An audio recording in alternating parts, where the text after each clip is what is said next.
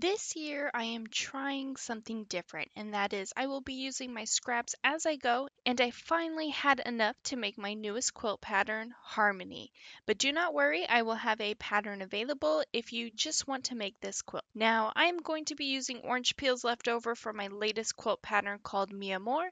Link for it will be down below in the description. And if you didn't make that pattern, don't sweat, I will of course have templates available. And for an important note, do print out that template at 100%. Do not scale to print. And what is neat about this pattern is that I've also provided the template for both raw edge and normal applique. For the raw edge applique, you will go ahead and cut out on the thinner line on the template, which is technically the smaller template, with paper scissors. Now, since I am using the scrappy orange peels left over, I will still show you how to create your own. And that is you will take your yardage and cut 7.5 inch by width of fabric. And I am using a leftover fat quarter, but go ahead and iron the wrong side of that fabric strip to the heat and bond. Then once you've ironed on your heat and bond, flip it over and on the heat and bond side, start tracing out 19 orange peels.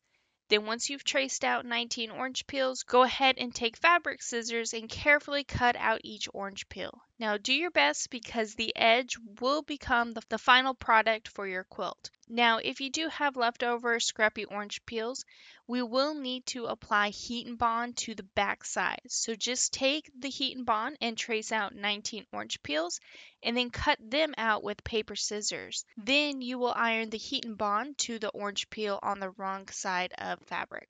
Now this will make the process less messy and it won't gunk up your iron. Now that your orange peels are ready, it is time to cut everything else, and you will need 16 6-inch squares from your background A, which is the blueprint that I am showing, and 7 6-inch squares from your background B print, which is the yellow print that I am showing, as well as 5.5-inch squares from that yellow print as well. Now with the background B on the wrong side of the fabric, use a fabric marking tool and draw a 45-degree line. I am using a mechanical pencil. And then continuing on, you are going to place the second background on top of each other, right sides together, and you're going to sew a 1/4-inch seam allowance on both sides of that line you just drew. Then afterward, with a rotary cutter or fabric scissors, go ahead and cut on the 45-degree line you just drew and press those half square triangles open. Now you're going to repeat this process because you will be creating a total of 14 half square triangles. Then with each half square triangle you just created, you're going to peel the heat and bond backing of the orange peel and place it on the diagonal. Now do make sure that you are a 1/4 inch away from the corner edges and you're going to iron it down. Now if you made a normal applique, the process will still be the same. Here I have a regular applique and I would apply it on the diagonal like so, also a 1/4 inch away from the corners, and iron it down. But moving forward, I will be doing the raw edge applique because that's my favorite method. And you're just going to repeat all those steps to the 14 half square triangles. Then at the end, top stitch your applique down 1/8 roughly from the edge.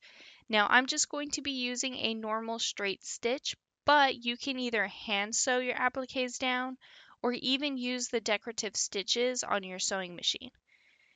Now we will repeat the same process to the background B 5.5-inch squares, which is my yellow print. And you're going to place your applique on the diagonal a 1/4 inch away from the corner edges as well. Then you're going to top stitch your applique down once again 1/8 from the edge using your favorite method. Then lastly, because I did forget to cut them in the beginning, I'm going to cut my background A squares in half on the 45-degree diagonal, which these will become the setting triangles for our quilt. But now that we are ready, let's go ahead and start piecing everything together. Now this table runner quilt is built on point, in which I will have a diagram available within the pattern down below in the description. Now go ahead and start laying out your pattern like so, and then you're going to piece your blocks together on the diagonal to form rows, and then lastly sew those rows together to complete your table runner. And here is what mine looks like all completed. Now this table runner would be perfect for custom quilting, but I will go ahead and go with something simple. And I will be using the same blue fabric from the backing since I do have more of it left over from my backing scraps. And I will also be using glide thread and honey gold for the quilting. And here it is all finished. I do hope you have enjoyed this quick project. Now the idea behind this was basically free to make for myself because it's all from the leftover scraps from previous quilts. The only thing I did technically would need to buy is the heat and bond. But if you could take a moment to hit that like and subscribe button, hit that notification bell so you can be notified for your next amazing quilt project.